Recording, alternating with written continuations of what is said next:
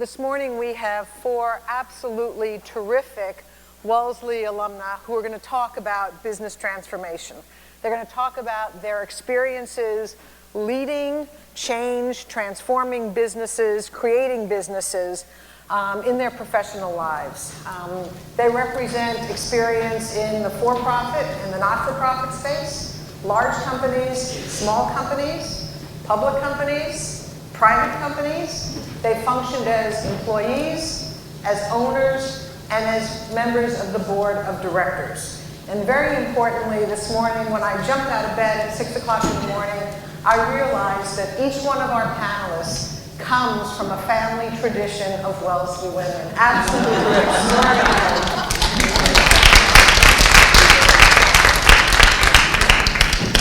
We're also going to talk about how they've done it all, how they manage it all, how they deal with work-family balance.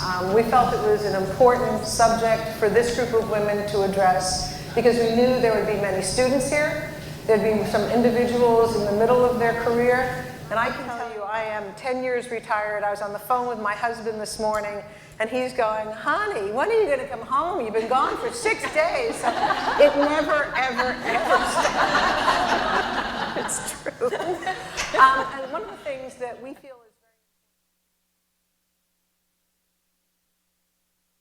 very we've previously discussed, but at about 11:30, 11:35, we're going to stop talking and we're going to ask you for your questions. And I find in panels such as this, the most valuable dialogue and conversation comes not from what people think about saying, but the responses to what people who have not necessarily thought a lot about this, the questions that you may have. So we are going to go out of our way to leave time for all of you to ask your questions. So as in the good Wellesley tradition, listen hard, take notes, write them down, and be sure to ask your question.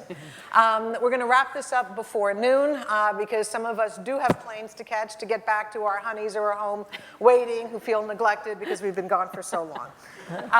So with that, I'm going to let each one of our panelists introduce themselves. And Mei-Mei, who are you? Who am I? I am, well, first I have to say, I was a music major here at Wellesley, so being on this stage in this auditorium brings back a lot of feelings. I gave Good a lot or bad? Exhilarating. Can you be more articulate? In hindsight, they're good. At the time, very scary. I gave a lot of solo recitals on this stage, and so I haven't been back on this stage since 30 years ago, for my senior recital. So this is really a very heartfelt moment for me. But who am I? Well, I like to think of my life in terms of a pie chart. There's 3 sections on my pie chart. There's my professional life, which is my job at work, my day job. And then I say I have the night shift, day shift, and the night shift. My night shift are my 2 high school kids. I have a junior in high school and a freshman in high school. And then the other piece of my pie chart is my extracurriculars, which I sit on boards, and Wellesley is one of my, probably the most important part of my extracurricular activity. And so throughout my life, the slices change. I think at one point my job, before I got married, my job was 95% of my pie chart. And then once I had children, that little piece got smaller, that big piece got smaller and smaller. And so right now I'm at a stage in my life where I would say my pie chart is about 40% job, 40% children, and 20% my extracurricular activities. I'm not always completely satisfied with how my slices are allocated. I would say that, my heart sometimes wishes that my extracurriculars could take more of my time. But, the thing I think that's important to realize is that over time, the slices need to change, and they can change, and it's okay to have them change. And so that's who I am right now. Great. Deborah? Mei-Mei used a pie chart. I'll use a timeline, and I'll warn you in advance, there aren't that many formal entries in that timeline, but there has been a lot of variation in texture in between them. I graduated in the class of 75. I went directly to Harvard Law School, graduated in 78, went directly to Chicago to the Mayer Brown law firm, where I am still a partner. That's pretty boring, you know? It gets worse. It's also very atypical. It gets worse. I'm married, but it gets better too. I'm married to my law school sweetheart. He's also at the same law firm where he started. We live in the same house. We've lived for 3/4 of that time. Fortunately, we have a long-lived dog, so we haven't had to do a transition there either. We have 3 daughters, and the oldest of whom gave me the privilege of having a P07 on my name tag, and that makes me very happy.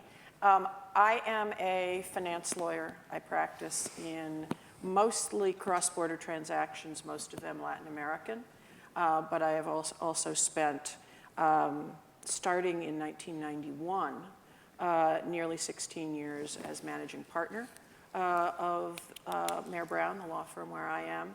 And now I'm the first incumbent in a job called the Global Client Relationship Partner, which I'm sure I'll get a chance to talk about a little later. Terrific. Martha. Good morning. I'm Martha Goldberg Aronson, class of '89. I come from Minneapolis, Minnesota, where I never thought I'd get back to so quickly, but I did end up back there. So came from there and currently living in Minneapolis. So my brief history after Wellesley, I went to Bain & Company here in Boston. And 14 months later was laid off from my first job, so we can talk about that later if anyone wants. But it's the greatest thing that ever happened to me, because 3 weeks later, I met my husband of 22 years, who's been a wonderful support and is here today as well.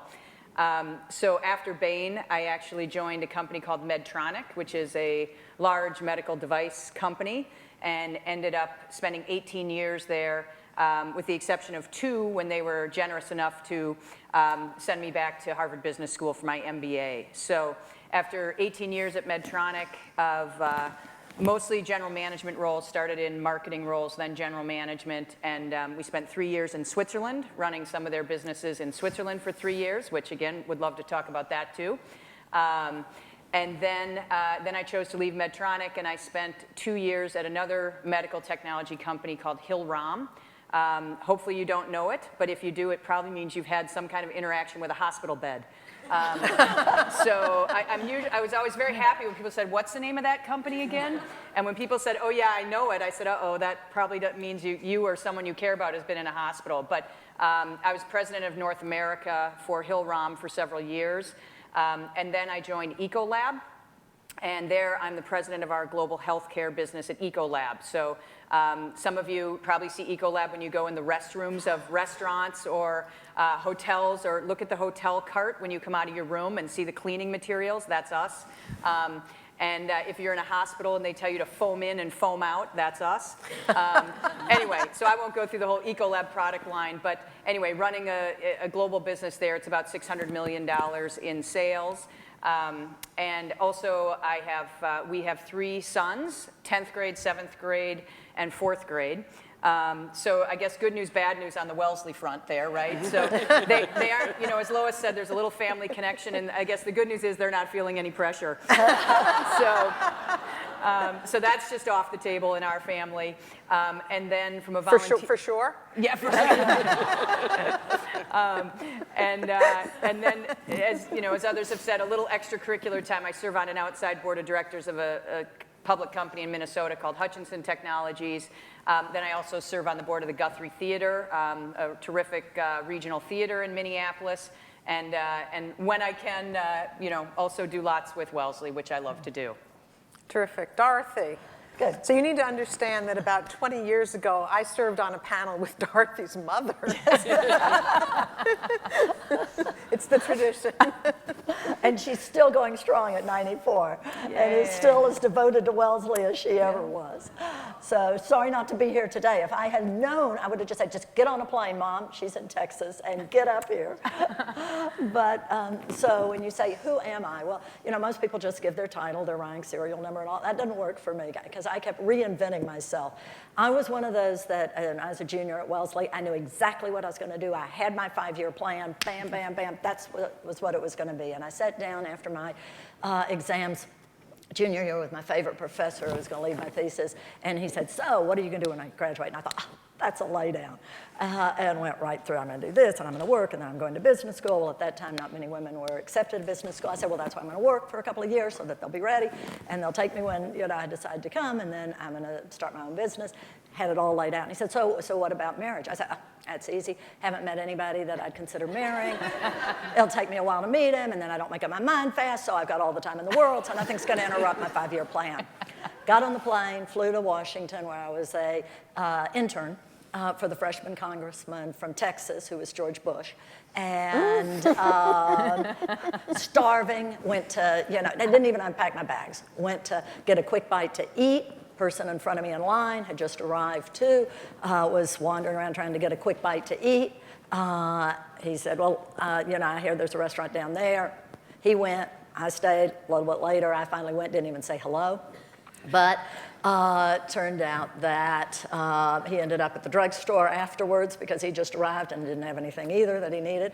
And I, who wasn't going to be married right away, by the end of the summer we were engaged.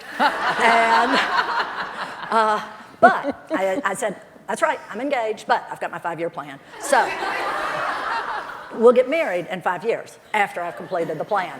He spent my whole senior year convincing me he was not going to take me to a third world country. What was it? He was Canadian. He was going back to Montreal. What was it I wanted to do that I couldn't do in Montreal? It wasn't a third world country. Whatever I wanted to do, I could do.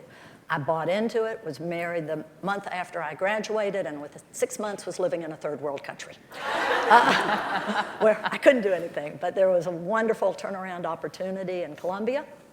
And I thought at 21, this is going to be an unbelievable opportunity, 1 year and a vertical learning curve. I was right about the vertical learning curve, wrong about the 1 year. 8 years and 2 children later, returned to the States.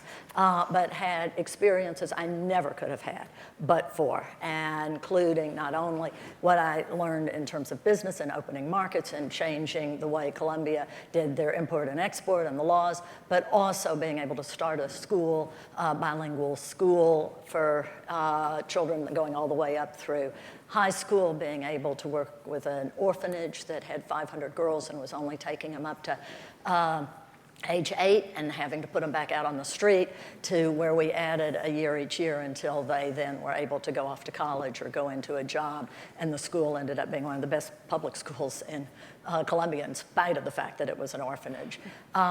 So came back to the States, and I think my Texas roots, I guess I'm destined to be a pioneer. So arrive in Miami. Miami is on its back. It's the worst real estate crisis the country had ever gone through, and Miami was the poster boy. No new construction had come out of the ground in years, and I decided what they needed was a first-class office building to come out of the ground on Brickell. Those of you who know Miami, Brickell is across the river. It's a teeny bridge. I mean, imperceptible to the human eye. But it is a big deal in Miami. And everybody said, can't be done. Nobody's done it. Nobody will go to Brickell. Well, that's like putting a red flag in front of me. Can't be done. Nobody will do it. Yeah. So we ended up building the first one. Those of you who know Miami, Brickell is now known as Wall Street South. It is just, it is every major office building, every major hotel, et cetera. Went from that to, just in terms of my own, what I was looking at for my own investment portfolio, and that brought me to the world of alternatives, the world of hedge funds. One part of my 5-year plan, because nobody even knew about hedge funds when I did my 5-year plan.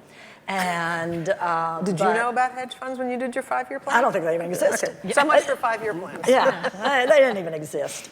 Started my own firm, because it wasn't make or buy, you had to make, and started my own firm, which I'm still chairman of and CEO and chief investment officer. But along the way, you just don't know what's going to hit you. And what hit me and hit Miami was Hurricane Andrew. And so I was asked to negotiate with the federal government the whole rescue and relief package, because there was no money in FEMA, not one penny when it hit. And Congress was adjourning in 10 days, and they weren't coming back until January because this was a presidential election year. Everybody was going home to make sure they came back in January. And there again said, can't be done, won't happen. Got up there, they said, forget it. You're on your own. There is no money. And was able to, with the challenge of it was a Republican president and a Democratic House and Senate who didn't want to cooperate and didn't want to make anybody else look good because we were going right into the presidential election, negotiated a survival package for Miami, and then had the reverse challenge in the execution that now it was a Democrat president and a Republican House and Senate, and had to re-educate everybody. But really, really meaningful. And there again, I'm always off on my time frames. I'm good on the concept, bad on time.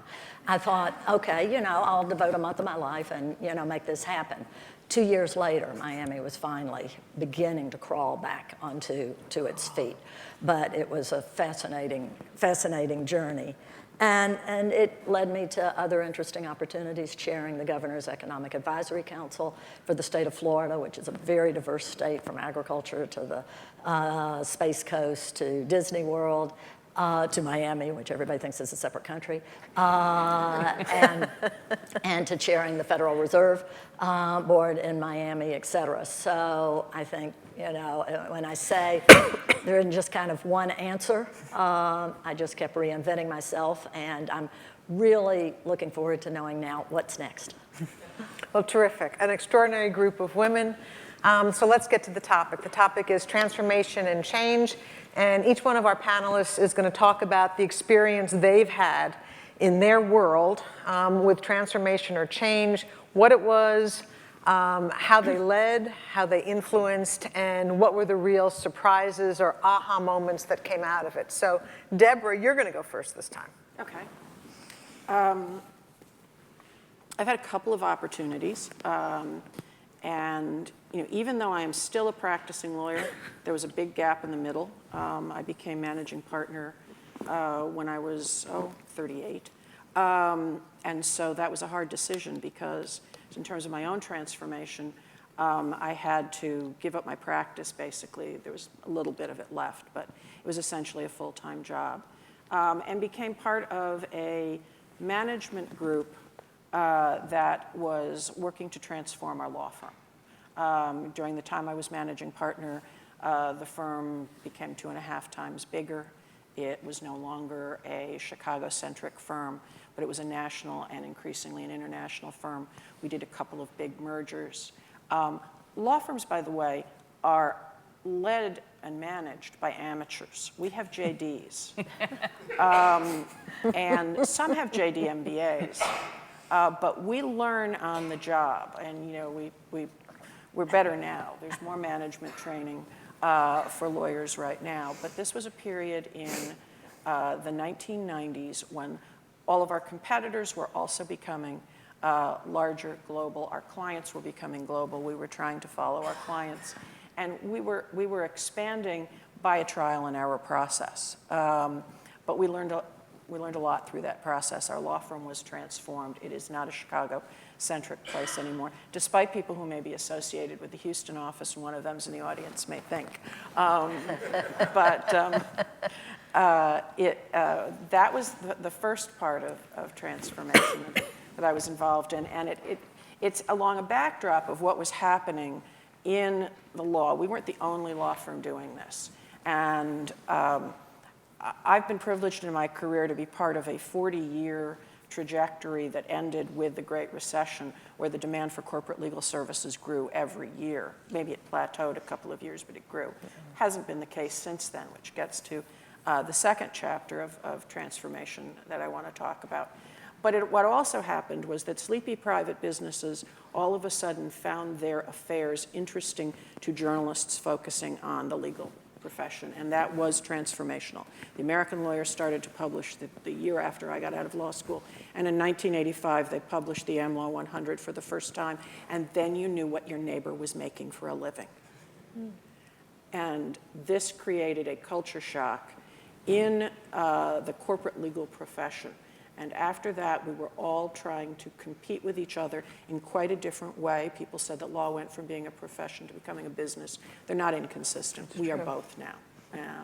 And so I was in management and one of the leaders of the law firm during the active part of that. I tended to focus more on the internal part of the business. There was a chairman who was more of a Mr. Outside, although I do have a number of civic board positions because it's important to represent the firm outside, but I picked things that I had a passion about.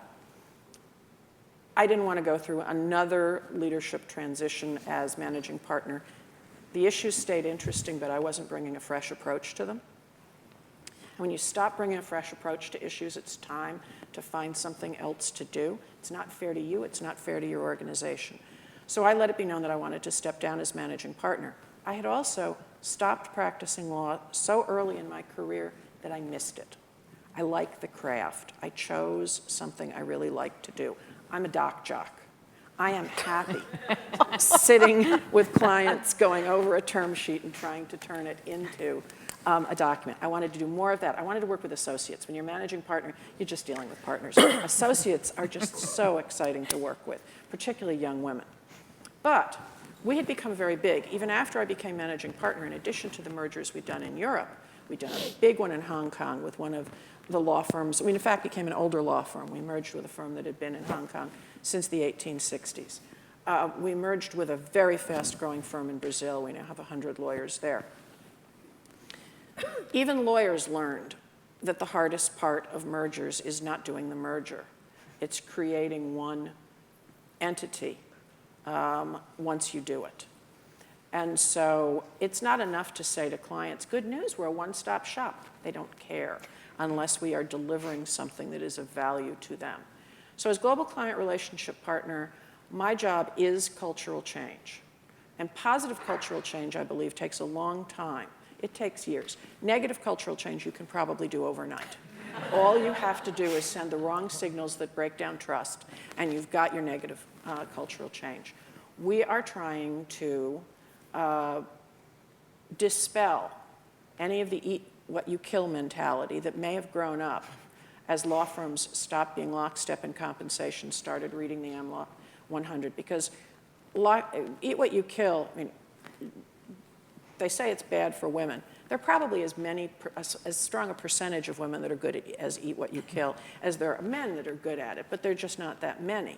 But eat what you kill is really bad for clients, because then what you're presenting to clients is a loose affiliation of internally competitive solo practitioners. And what we are trying to do now, and it's the initiative that I'm very happy to lead, and that the management committee has just said, do it. We support you in doing it. Is global client teams, global industry groups, collaborative and institutional ways of presenting ourselves to clients. By the way, this is very good for women too. It's good for men as well. Virtually everything that's good HR for women is also good HR for men. But because there really aren't that many lawyers that really want to go out and be the lone hunter, we like hunting in packs. This kind of institutional entrepreneurship is working for a lot of people. And so that's what I'm involved in right now. Any leadership lessons from this incredible transformation of your industry? Any leadership lessons for you? You were in positions of leadership through dramatic change. Any insight that you'd like to share? Or we can come back. People in large organizations think they understand the whole of the organization because they understand their little postage stamp of it. And putting them in a room with somebody who has a very different point of view and making sure they communicate with each other can be eye-opening. And affecting this kind of change is a painstaking process of getting your message out, listening to other people's messages, incorporating their messages in what you're doing, and making sure that we all talk to one another. Particularly in an organization that is still a partnership.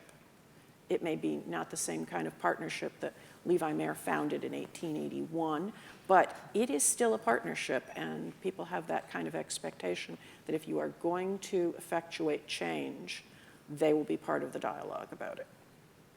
Great. Martha.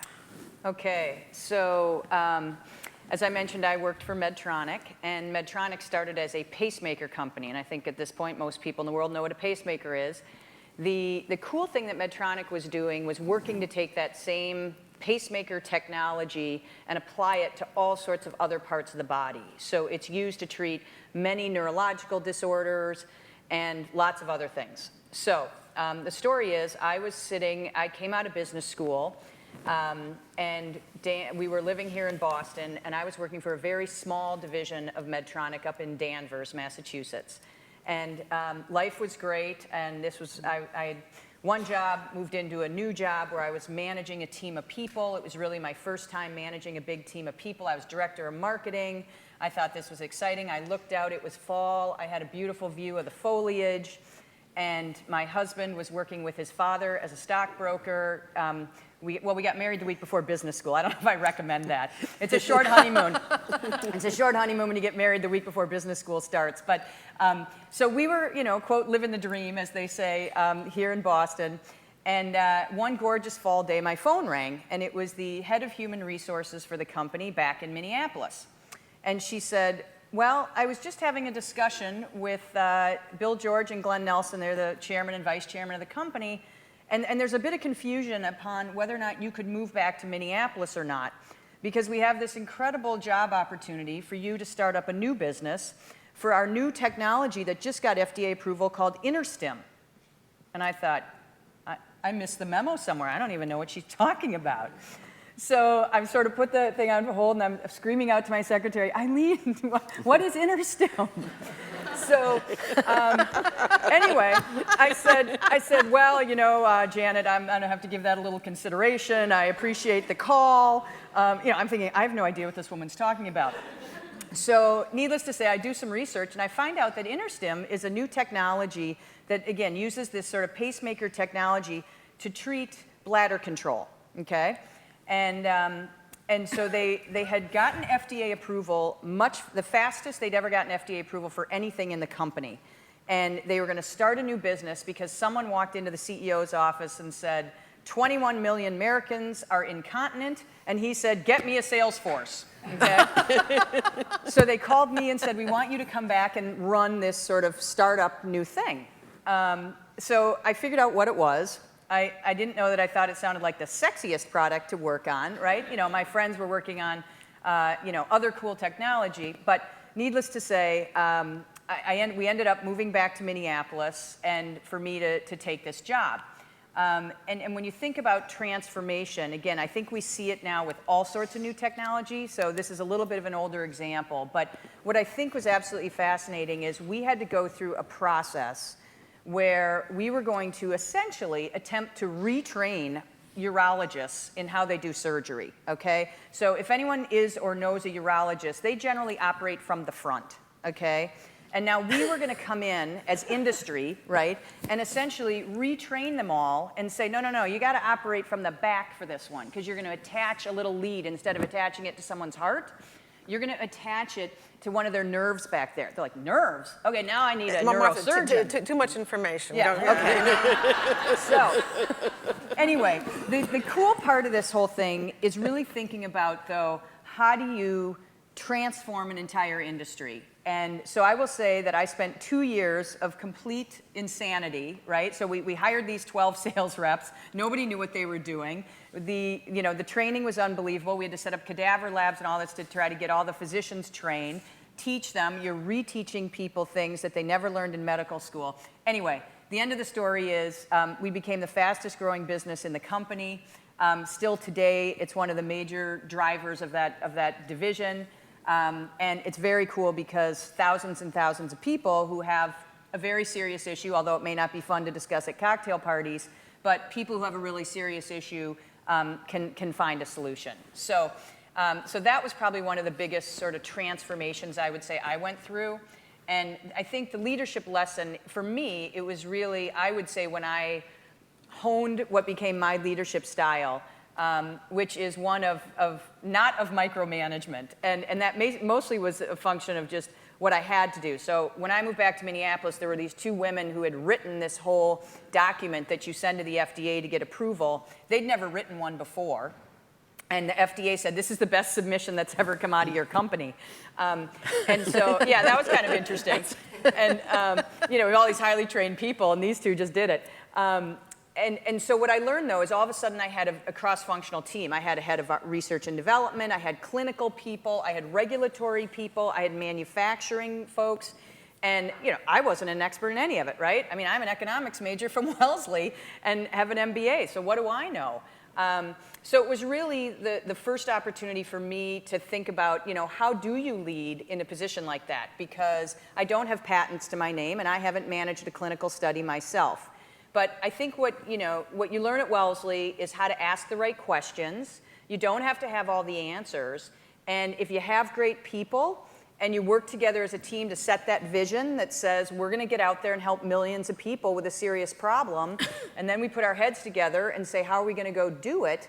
Then if you let people run, you give them that leash, so to speak, and say, you know what, go do it. And it's hard, because you have to get comfortable with the fact that, many of us were successful because we did things our way, and you said, I know how to do it, and I will do it well. And that idea of letting others say, I think we could get there this way. And even though it's not the way you might do it, you have to say, I got to let them run, okay? Now, if you think they're running so far off the wrong direction that, you're going to go way overboard, then you got to stop them, right? But generally, people will get there. So I think for me, that was really when I, as I said, had to learn that I had to trust the people on my team. And if you let them run and they all know that we're running the same direction, really exciting things can happen. Did you ever think about career risk? At the time you accepted, did you ever think about risk? I really didn't at that point. It was kind of such an exciting thing that I just said, I said, let's go do it. So. Terrific. Dorothy. Okay. I'd say the transformative experience that I had was having lived in Latin America, spending a lot of time in Asia during that period of time, seeing the Hong Kong model. When I got back to the States, and Miami was flat on its back in a recession, and I being a believer in diversification and not having all your eggs in one basket, and basically Miami had all of its eggs in one basket, and that was real estate, and it had taken them straight down. And so I wrote back and said, it would make all the sense in the world. It's just a cocktail conversation, with a lawyer who was a friend from there, who was married to a Wellesley girl. That's how I happened to know him. And so we were at this conversation. I just said, why isn't Miami the Hong Kong of the European to Latin American trade? And why aren't we positioning ourselves as an international trade and finance center? And he said, great idea. There's just one problem, and that is no international banking transaction can take place on Florida soil. I went, that'll kill a good idea. But this was pre-intrastate banking. And therefore, the good old boys and the Florida Bankers Association had a monopoly, and they weren't going to share it. So I thought, took the next hors d'oeuvre and kind of forgot that idea. At which point he said, you're the only one that gets it. Why don't you change it? And I'm thinking, no, I've got a day job. And he said, no, you get it, change it. And so I thought, there again, putting that red flag, can't be done, impossible. The law says you can't do international transactions. That was just, well, why not? And so set out, and the Florida Bankers Association, which was my good fortune, was at that point controlled by North Florida, the Jacksonville area. Now, in Florida, the further north you go, the further south you get. And so, South Georgia was not interested in international trade and finance. And in fact, what they really would have liked, if they could have had their way, was to just sever off South Florida and just set us afloat, and we could go, be the other island out there with Cuba. But what I found is that if you really visit with people, and talking someone into giving up a monopoly, that's always tough. But what I did is I said, look, it's not a question of when, if, it's a question of when. And when intrastate banking comes, we better be ahead of the curve, or we're just going to be run over. So we should go on and proactively take control of our own destiny, change the laws now, get ahead of the curve, and be ready for when it happens to us. And law was passed, working across the board, not only, of course, with the Florida Bankers Association, but with the legislature, the governor, all the regulators, et cetera, et cetera. And the other huge roadblock I hit was regulation. There was regulation that said couldn't be done. It was actually federal regulation that was getting in our way. I thought, this is nuts. That couldn't possibly be what this regulation means, that we can't do it. Started digging in, and realized that this makes no sense. As I got back to legislative intent, I found out the legislative intent was 180 degrees different than the way the regulators were enforcing it. And once I was able then to take that to the regulators and say, you are in absolute and total violation of everything that was intended, they said, well, as a matter of fact, I guess you could do what you want to do. And that then allowed it to go forward. And once the law was passed, within less than a year, Miami was number 2 to only New York in the number of international banks that were present. And of course, it has totally changed the history, not only of Miami, but of the state. So I'd say the lessons learned were probably 2. 1, I wasn't in a position of any power. I had no control over anybody. I couldn't tell anybody what to do or think. I was just trying to do the right thing for the right reason. And what I found is you have to, when you're working with people and you have no ability to tell them what to do, you better make sure that it's their idea and not yours. And convinced everybody that it was their idea. And then they came back and told me, wouldn't this be a good idea? And I go, God, you know, that would be. Let's do that. The other thing I found, and particularly when you were dealing with very large egos, because you're talking about the presidents of the largest banks across the state, and in their own community, they are all gods. And in their own minds, they're just one step above that. And what I found is it's amazing what you can get done if you don't worry about who gets the credit. Yeah.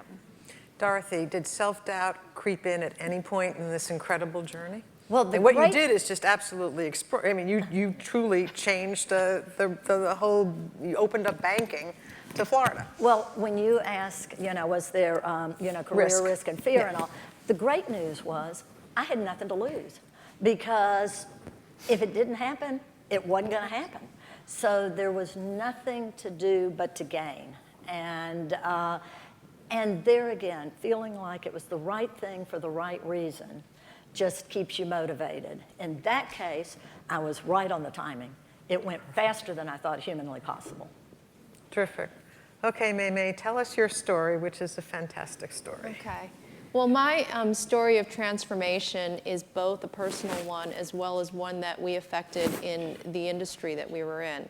So today I'm the co-CEO of a consulting firm called Notch Partners, and I'll explain what that is in a minute, but we consult to the industry of private equity. Now, private equity is basically institutional funds that go and buy and sell companies.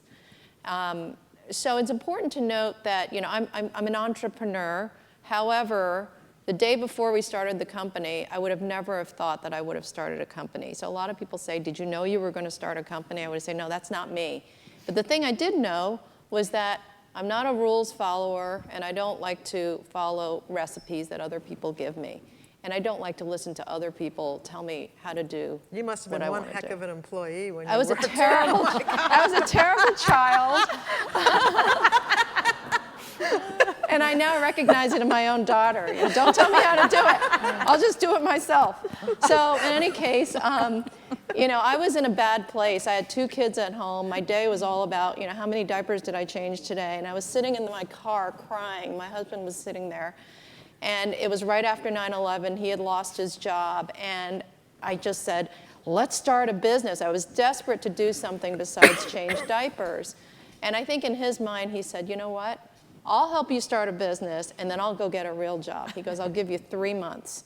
And I said, okay, that's enough. I'll take it. And so then we had to think about, well, what are we going to do? Because we had a mortgage. We had 2 young kids. You know, we didn't have much money in the bank. I think we still had business school loans. And so we had to start a business that leveraged people we knew that didn't involve going to buy like a store or a plant. And what we did was we made this up. We really thought there was a need in the market. And this is where the story of industry transformation takes place. Back in the 80s, when I was at Goldman Sachs, leverage buyouts just started happening. And what leverage buyouts were that people, institutional funds or companies were buying companies purely based on a financial model. I was 22 years old, and I was one of 2 people in the entire 85 Broad Street Goldman Sachs building that knew how to run this one model on this one desktop. And what you did was you put in a lot of financial information. You pressed F9, you went and got your pizza, you sat for 30 minutes talking to your friends, and then you came back, and then the output was basically how much leverage the balance sheet could hold so that somebody could go buy the company. And I thought, that's strange, because like no one ever talked about what the business of the company was or who was leading the company. It was all about this one model that I didn't even really understand it, but I was the one giving the answer. So I went to business school at Harvard, and no one ever talked about the financial model. Everyone talked about companies and leaders and CEOs and how CEOs were transforming businesses. And I thought, well, that's strange, because that seems so much more interesting and strategic than this financial model that I ran back at 85 Broad. And so now you fast forward to 2002 when we're starting this company. I said to my husband, who I started the business with, and that's another story we can talk about later, because people ask me about that too, I said, I think that there is a place in this world to bring CEOs and leaders into what we call the private equity equation. So these private equity guys are still running the model and figuring out how to buy companies based on financial output and financial engineering. But let's bring the brains and people like Lois into the acquisition of these companies so they can help the financial guys form a vision for how to take the company from here to there. And so it seems very simple, right? And so we're like, let's go talk to some private equity guys and see what they say. And they were like, wow, that's an interesting idea, but nobody was doing it at the time. And they're like, well, if you can introduce me to some interesting CEOs in these industries that we know, we'll certainly talk to them. And I said, great. Now, the thing that you have to realize with PE is that they're 90% men. They all went to top business schools and colleges. It's very hard to tell them something new that they think that they don't know already. And so we had to formulate the message in a way that they would think that they thought of it themselves in some ways. And that's a real skill, actually, that I feel like I've developed over time in dealing with this client base. And so, so we started the business that way. And in hindsight, it was really pioneering and different. And I think that the entire time I never doubted that it was important and it was something that needed to be done. And so we started doing it that way. We closed our first deal we helped a client buy a company based on leadership and not based on the financial model. And it was getting close. It was probably 18 months after we started the company, and we were already having this conversation of who would have to go out and get a job because we needed to make some money. And we closed our first deal, and then the industry started taking notice and saying, hey, this is something we should pay for. And so now in 2015, we were the first ones to do it. Good news. Not so good news is now there are a bunch of other people that do it. And so on the way, we have continually needed to transform how we deliver this service in a way that is differentiated from everyone else who's now trying to do it. And now if you talk to a private equity guy in industry and you say, what do you think is the most important piece of value to your deal? He's not going to say it's the financial model. He's going to say, and it is a he, sadly, he is going to say it's about the leadership that we can bring in, not after we buy the company, but while we are considering the acquisition. And that's been actually a very transformative evolution within the private equity world. And I mean, from my experience sitting on the board of financial institutions, when they look at transactions now, one of the first questions the board will ask is, so who's going to run it? Which is exactly the business that Mei-Mei and her husband created. And the truth is, I mean, you really have transformed that industry.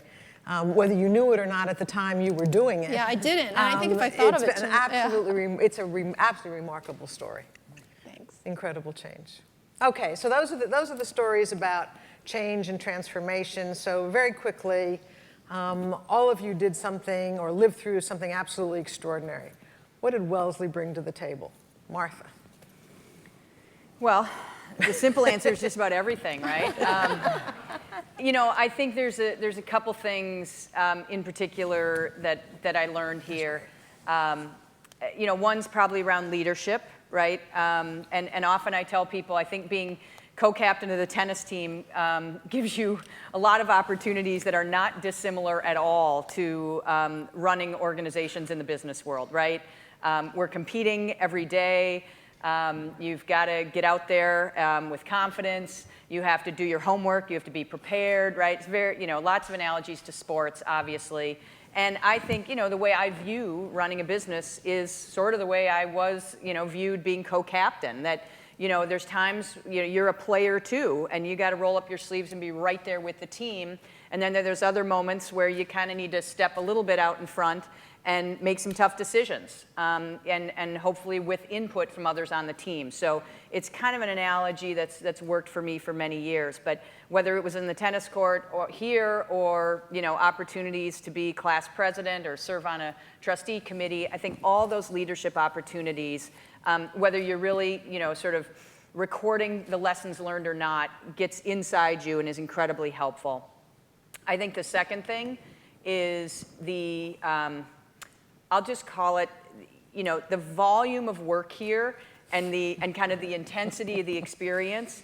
I mean, I remember I used to have a favorite study spot in the library, those little cubicles that had the dots on the walls. And I'd be in there with the stuff just stacked up, thinking, how am I ever going to get through all of this? And of course you do. You just do here, right? And, you know, and I think, though, when you've gotten through that, you know, once you get out in the real world, it's a piece of cake. So I really felt like, you know, learning how to get through all that and, again, be prepared, get the work done, do the highest quality work you can do, just helped me tremendously once I got out into the real world. So I think it was those two things, and then it's just, and, you know, we've been hearing it all weekend, right? It's just the power of the sisterhood. And it's just, you know, knowing if you're having a moment, you can call one of your Wellesley friends and they are going to boost you up like this. And then you just march into that meeting, right? You know, just like this. And, you know, I'm going to tell these folks exactly how this is going to get done. And so you feel that energy all the time. And, you know, as I said, if you need it, you know, luckily in my case, I can call my sister or my mom as part of the sisterhood and get the little boost that way. Right? Or you know, many of my other colleagues and classmates from here. So I think those are the things from Wellesley. Dorothy. I think one of the best things that Wellesley does is requires you to take required courses outside of your chosen area. And so I had no interest at all, nor any background. I had been very poorly prepared in high school for anything that was math, science, et cetera. No interest, didn't do that. But of course I had to take it. And naturally, when I took the physics, I got the killer teacher. You know, those of you who know Miss Fleming, I mean, it was just, and then of course realized that I might not choose this as my vocation for the rest of my life, but I was good at it.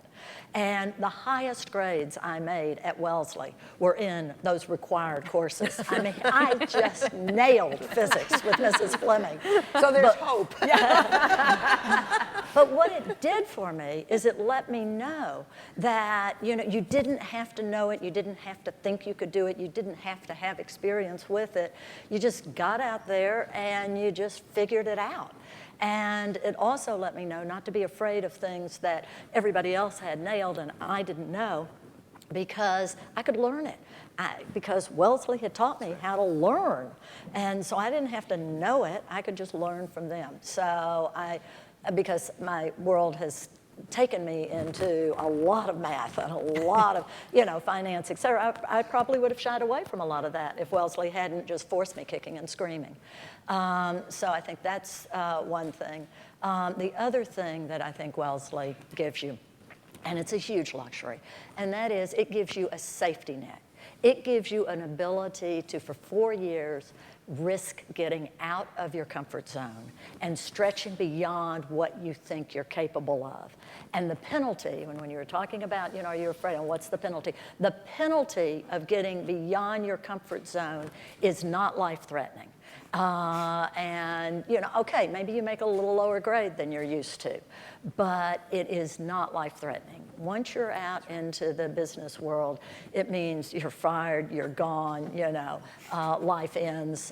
Those are times that, you don't. But we all survive. Yeah. It's okay. But you don't really feel highly motivated to just stretch yourself, because it's so much easier to do what you already know how to do, and you already know you do it well.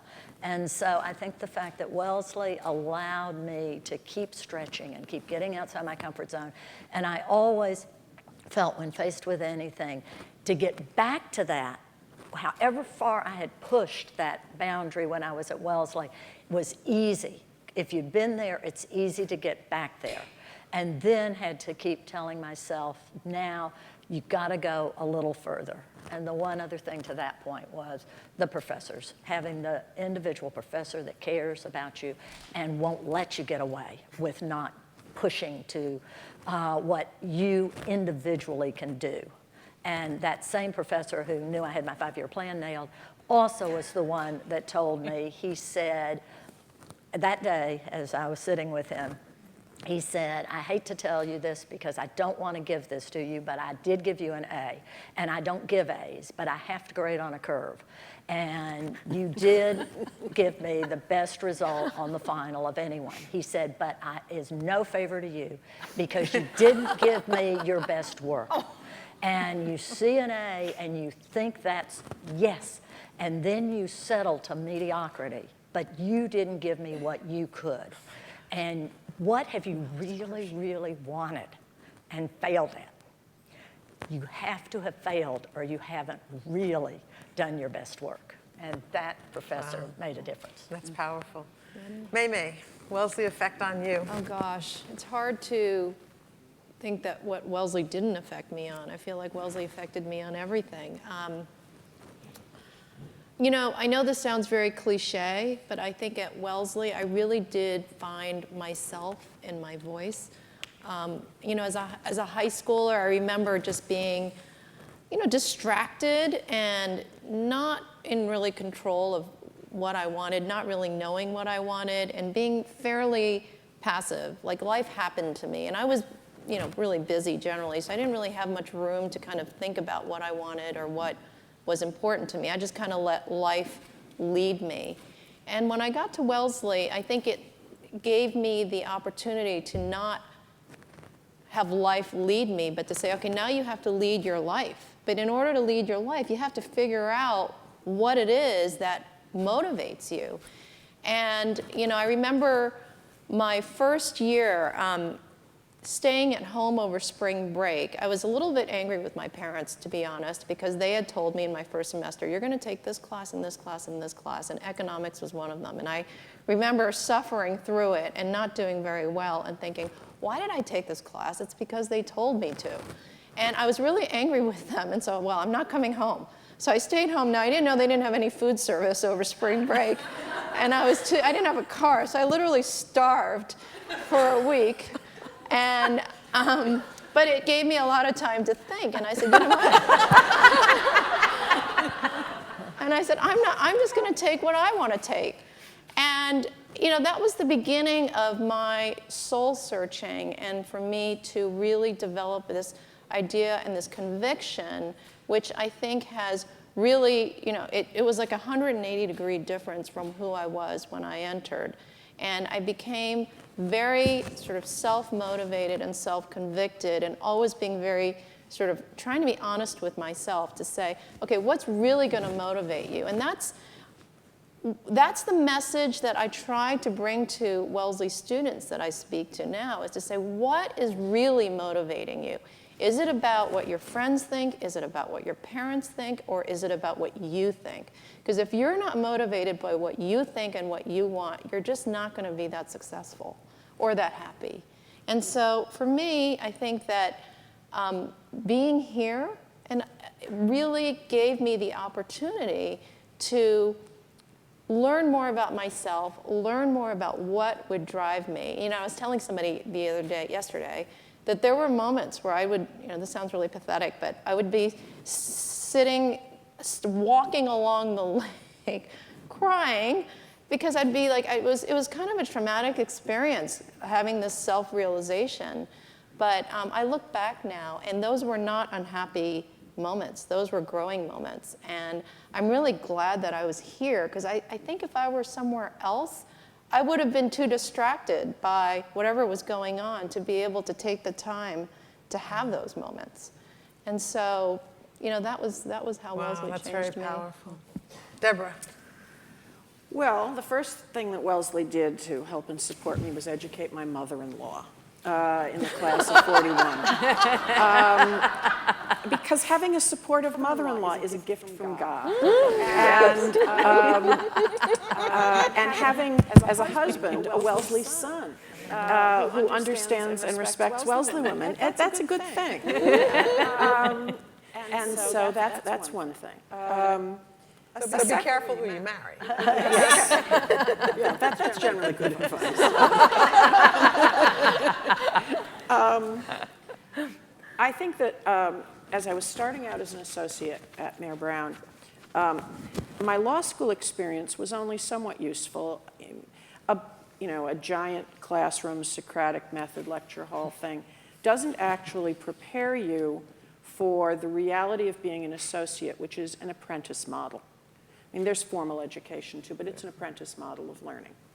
And having Linda Miller and Alona Evans scrutinizing my writing, my thinking, meeting with Alona Evans weekly when I was working on my thesis, I mean, that prepared me for sitting with partners that had gone over my work and where the standard in that first couple of years, if I really did well, was not good enough. But I knew how to deal with that. I knew how to engage with it and get to be better through that process. And that certainly was Wellesley.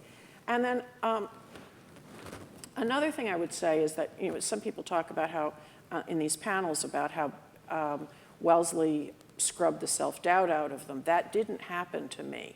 I deal with self-doubt every day, and I'm skeptical of people who say they may not. But it gave me the tools to deal with the self-doubt and to put it into the framework of the decisions that I make or the actions I do. And when I was approached to be managing partner, I hadn't sought out the role. I was approached to do it. And there was a lot about my taking on that role that was just in terms of personal career planning, high risk and lunatic. Lawyer stock and trade is their practice. It's what they know how to do, and I would be giving up a lot of that and taking a risk that I would be able to learn how to do this job on the job. I was willing to do this. If I'd said no, things would have been fine too. I'm sure of that because Wellesley also gave me the skills that I could have taken it the other direction. But I think having the Wellesley experience to deal with that decision was invaluable. Before we open it up to questions, we've got to touch on work-family balance and how you guys do what you so remarkably do. Dorothy, you've been doing it for the longest time. Okay. I think work-family balance, it's always like it's either or, and you have to give up one in order to have the other. And I think that is the myth that makes it so painful, and since we all are so anxious to be perfectionists, we want to do it all, and we want to do it all right now. So the two things that I found is you don't have to do everything before you're 30. There is a life. After 30, there's a life after 40. And so there's still lots of things that you can do, and you don't have to put all that pressure on yourself to get everything done simultaneously. There is sequencing. But the other thing that I found is that I think people feel like, well, what you do, it's taking the time away from your children, and therefore you're cheating them of. And the one thing I did was whenever I took on a major role that was going to be extremely time-consuming, I sat down with my kids. They were young, and I'd say, this is what I've been asked to do. This is what it means. This is what it's going to take. What do you think? Should I take it on? And I was very sincere that I didn't have to do that. And when the first day of whatever I did, if they could be present and see sort of, so this is what mother does. The last day, if I turned over the gavel to somebody else for something I had shared, if they could be present to sort of see, oh, so that's what mother was doing. And somehow, I think that sort of made a difference because we were in it together as opposed to it was a we they. Great. Mei-Mei. Well, right now I feel like I'm going through probably the most difficult part of work-life balance that I've ever encountered. High school is impossible now. You guys are so lucky that no one's in high school because it's really hard. I have 2 kids in high school. So right now, the way that I'm managing it is, like I said, I have the day shift and the night shift. So my day shift starts at 6 o'clock in the morning. I get to the office between 6 and 6:30, and I work until about 3:30. Then I go home and I start my second job, which is basically managing. It's like herding cats. There's only 2, but it feels like a lot. And managing kids until they go to bed. And that's, thank goodness we have our own company, because I've basically corralled my husband, who's a wonderful father, to help in this regard. And so I feel very blessed that I can do that.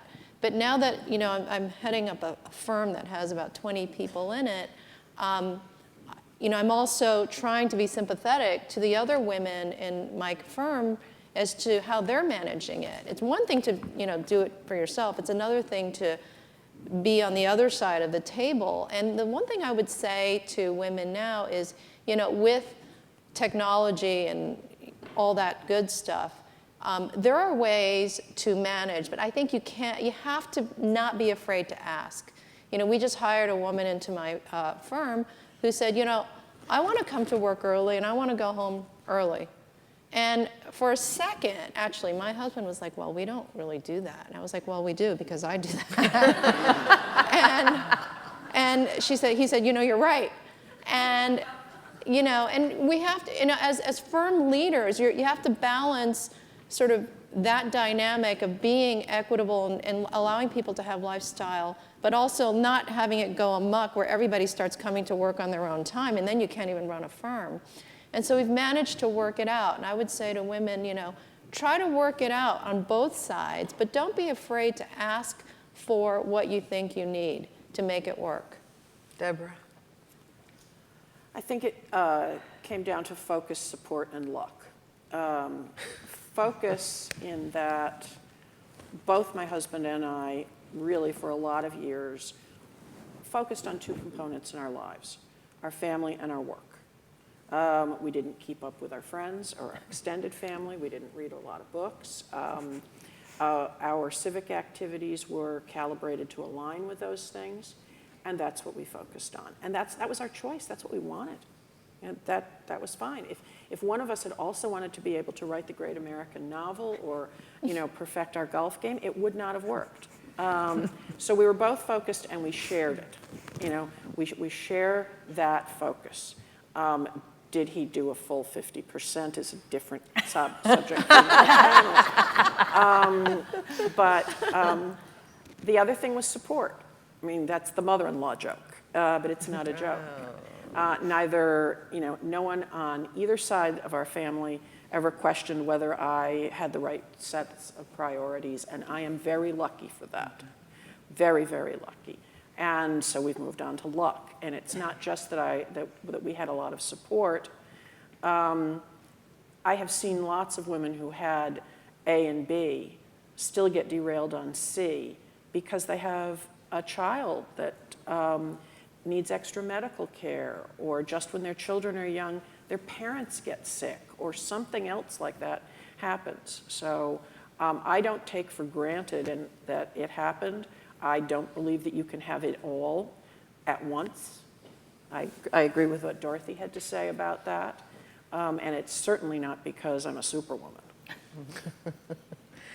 Okay, Martha, this is going to be a tough one for you to answer because you got the family sitting in the Yeah, front. right. Luckily, I'm happy to report they're a big part of it. Look, I think you said it very well. You've all said it very well, and there's really, it's no different for me either. The only thing I would add is, think about outsourcing the things you don't care most about. So I remember having some very intense conversations with a few of the women I went to business school with. And, so we all had young kids, and we had the jobs and the kids, and we were talking about birthday parties for your young kids. And so we had a nanny actually for 12 years, and who I will say I could not have done what I did in those years of the kids being so small without someone like that. She was very much a part of our family, still is, and I think will be for the rest of our lives, whether we want it or not. But she absolutely took over the running of the house, which I was very happy to let her do. And what was important to me was being at the birthday party. Now, I remember having this discussion with my friend from business school, and Gina said, I have to bake the cake. I need to be Martha Stewart, and I have to bake the cake for my kid's party. And my response was, I don't know that the kid cares who bakes the cake. I'm not sure the kid's going to know who baked the cake. Now, so if I didn't have Claire, I would have run to Target and grabbed a cake, and there it would have been. But Claire wanted to make the cake and have a theme, and got the kids all hyped up on the theme 6 months prior to their birthdays. Fine. And still tries it to this day with kids who are 15. It's not flying so well anymore. But again, I think you just have to decide what's important. And as I said, to me, what was important was being there with them. And I did not want to spend my weekends going to Target and buying diapers and, all the other stuff. I let her handle all that stuff. And then when we were home, we could really focus and be with our kids. The other thing people have spoken about, is the support structure around you, right? And so, I think as you said, figuring out who your partner in life is going to be is a pretty important decision. And, I lucked out there and have a husband who's very willing to do an awful lot. And so we split, and, we split all the duties. I don't know what percentage Dan would say, how we split them. You all can ask him later. And I have this luxury of living within 15 minutes, of my family. So, Ellen gets the phone call every once in a while. Can you run and pick someone up from a music lesson, or, help me this weekend if I'm going to be out of town? And, having that around you is just absolutely invaluable. And I would also add, I scored in the in-law department, and have had just incredibly supportive in-laws throughout, who happen to live here in Boston. So another great reason I love to come back to Wellesley is to see them. So I think, I would just say there are no easy answers to this at all, right? And you've all heard this many times. And the upshot is life happens. And you cannot predict what's going to happen to you or those around you. And so, you give to others because your day is going to come too, and then you turn to your support network, and guess what? They'll be there for you. Great. So you've heard from these remarkable people. You've gotten a lot of feedback, advice, life experiences. We open it up to you. What more can we tell you? What question? Lulu. Valuable advice from the panels. If we were trying to make sure that this input, these wise input, were to be made available to all the students at Wellesley, how would we try to institutionalize this kind of input? Mei-Mei? Can I Go ahead. Can I try to address that? First of all, I love the fact that I'm answering Lulu's question, because she is the most amazing person in my life. She's my aunt and the reason why I'm here at Wellesley. So I'm going to try. And I've had the benefit of the back and forth with my aunt my entire life. And I think that Wellesley students and Wellesley alums, nobody's shy and everybody wants to interact. And so if we can find some way through technology, I don't know if it's LinkedIn or Facebook or something that's proprietary to the college's technology system, to allow students and alums to interact and some way of documenting those interactions. I think that there will be a lot of activity. I don't, one of the ideas that I had recently that I mentioned to Cameron is, maybe starting some type of closed Facebook group that would enable students to ask alums questions. Questions like, how do I prepare for this interview? Or do you know about this company? Or can you help me get into, know somebody at this company? I think they will ask. And I think that alums will rise to the occasion and answer the ask if there is some type of technology mechanism to make those connections. So I think it can be fairly organic, but that is one of the ideas that I had. Anybody else? Yeah, what I like about what you said, much of what I agree with everything you said, but I think that the idea of using the technology as a medium to continue what is so valuable about the Wellesley experience. It happens in the classroom, it happens during office hours with professors, it happens over meals, which is this probing approach to both the formal and the informal things that we're trying to learn, and it sets you up for life. And I think getting students to realize that this is not the artificial ivory tower that is a separate period of your life and different from what comes after. But this is the foundation where you're building both the intelligence and the emotional wherewithal to deal with everything that comes later, is something that you can do. And you can use technology to propagate that in, I think, very valuable ways. Yeah, I would just add one thing. I mean, obviously we all heard last night about, Lulu, your and Sue's extraordinary gift for this C2C initiative, college to career. And I think it's got to be a mix of all the technology, but also I think there's so many of us willing when we're here to meet with students. And I've been invited to speak at the Albright Institute the past several years, and it's so energizing to be with the students and share your experiences and what you've seen, and do all we can to help them. I think, as people have said, we're all here to help. And, but I also think there's something about enabling the face-to-face connection. Obviously, technology is wonderful, but I'm also a little bit of a supporter of saying we have to find those opportunities to have the true human connection. And whether it's on campus or in our local clubs, I think there are other ways to do that as well. But certainly I think, I went home last night saying, how can I get involved in the new C2C initiative? And I think there will be thousands wanting to do that. I would echo what Martha said. I think it belongs smack in the middle of C2C, so thank you for the question. Yeah. But I think very, very importantly, it's just not, alums and students, but it's alums to alums as well.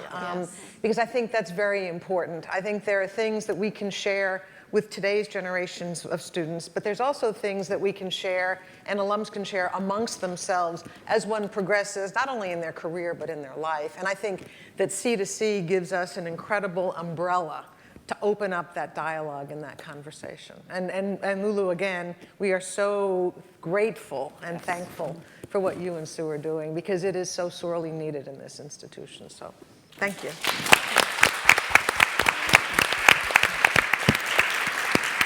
There's a question all the way in the back, and I will play MC here and get you a microphone. Just tell us who you are. My name is Stephanie Gromek. Thank you all for being on this panel. Almost all of you talked about the effectiveness and pragmatism of having other people believe that their ideas were yours. Could you talk about the choice to actually stand up and take credit for an idea, and either at a pivotal moment or in a pivotal project or at a point in your career where it started to become more important to do that? Interesting question. In answering, good question. When you stand up and take credit for your ideas is when they talked about it in the earlier panel, that it's on the courage side of things. It is when you are fighting what is just coming down and nobody else is willing to stand up. So it's actually, I find when you end up taking credit is when you wish that it didn't have to be you and you didn't have to take the credit, but nobody else is there to stand up. And I think that is one thing. I think women on the whole are better. I'm in a lot of boards, both public and private boards, and there are not many women on them. But in some of the civic boards, I have a few more other women at the board table. And I find the women will stand up and say, what is the elephant in the room, when nobody else will. So I see it more on that side than trying to stand up and take credit and pound your chest and say, credit will find its way back to its source. Sometimes it's inefficient and takes a while, but the credit will find its way back to the source. Any other thoughts? Deborah? It is highly contextual, but there are times when you have to do it. And so I can't offer you generalizations because it's very, very specific to the situation. But you should always be thinking about when are the key times when you do have to stand up and say, that was my idea, or this is a change that I put in place. If you do it too much, then your voice will be dismissed. But you need, unfortunately, you're going to be evaluated by a lot of busy people who have their own agendas in various contexts. And so it's essential to think about when the key moment is to raise your hand and say, this was something I did.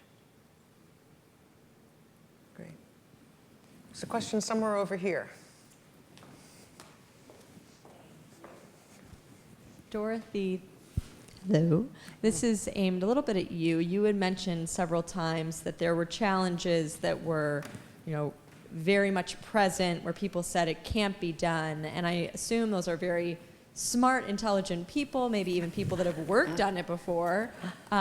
So was there a theme between all of these different challenges? Was it a matter of persuasion that tore down those walls? Two things. One, going back to something that was said earlier, and you're stepping down from the management role. In terms of it can't be done, one thing those of us who have had leadership roles in different organizations need to recognize is when somebody pipes up and says, what about, and you know all the reasons it can't be done, and you tried it, and it didn't work, and it's a dumb idea, sometimes it's best to just shut up and get out of the way. Because different time, different circumstances, different place, they may just be able to pull it off, and there's no reason to tell them they can't. And so I think there are times that you've seen too much, done too much, hit too many walls, and it's time to just shut up and let them find out, and they maybe can pull it off. As far as the other, in terms of it can't be done, no. I mean, I think there's no real theme. I don't go looking for trouble. Somehow it seems to find you. You have a knack. But I also don't get dissuaded because people say it hadn't been done. So I don't think of myself as a pioneer. I don't think of myself as stepping out on the precipice. It's only with 20/20 hindsight I look back and go, oh. Great.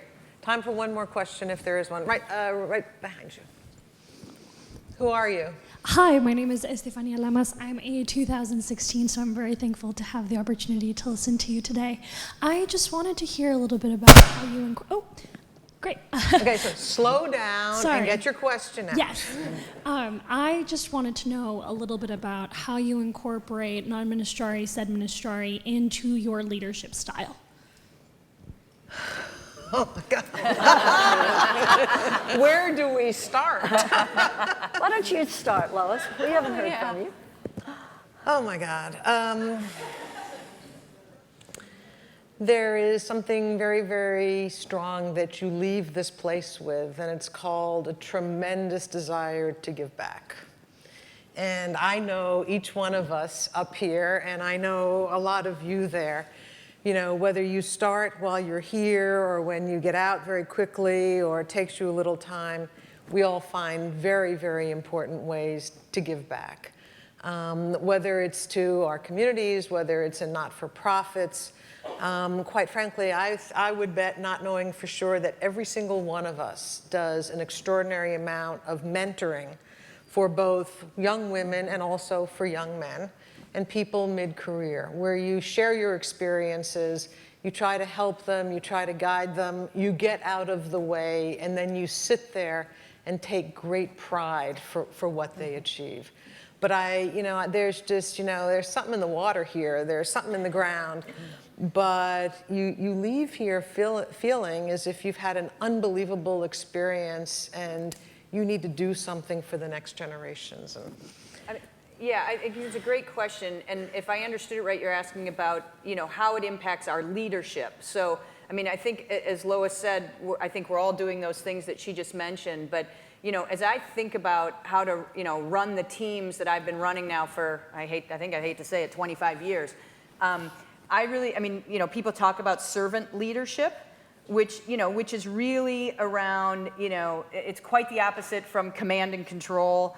I'm not there to try to prove that I might be the smartest person in the room. And by the way, I've found out over the years, rarely have I ever been the smartest person in the room, particularly when you're hanging around a bunch of really smart engineers and scientists.